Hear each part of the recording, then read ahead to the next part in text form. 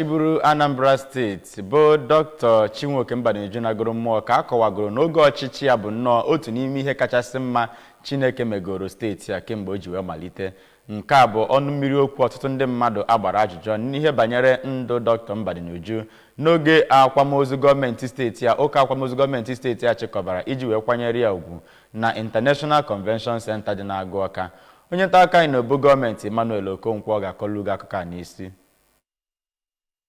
Onye na-anọchite anya Anambra Central Senatorial District n'ụlọ omebe iwu etiti bụ Senator Victor Ume ya nakwazi ogbo ya na-anọchite anya Anambra North n'ụlọ omebe iwu etiti bụ Senator Tony Nwoye kọwara ya bụ Dọkịnta Mbadinuju nagoro Mmuo dịka mmadụ ihe gbasara mmadụ ibie na-emetụ n'obi nke ukwuu ya nakwazi nwoke gbara Anambra mbọ n'ogogo dị iche iche ma lụpụta ọtụtụ ihe a na-afụ anya ọkachasị n'ihe gbasara nchekwa ndụ na akụnụba nakwazi ọrụ ngo dị iche iche n'imerime ihe ọma ndị ọzọ megasị oge ọ na-achị Anambra steeti dịka ha si wee kọwaa. Kọmishọna na-ahụ maka imepụta ngwaahịa na steeti a bụ Maazị Christian Udechukwu onye nọchiburu anya Anambra Central n'ụlọ omebe iwu etiti bụ Sinetọ Uche Ekwunife onye ji ọkwa Vice President nke ọhaneze ndị Igbo worldwide bụ Chief Damian Okeke Ogene kwupụtara na ya bụ Dọkịnta Mbadinuju nagoro Mmuo rụrụ ọtụtụ ọrụ ọma dị iche iche na steeti a ndị gụnyere iguzobe ụlọ mgbasa ozi Anambra Broadcasting Service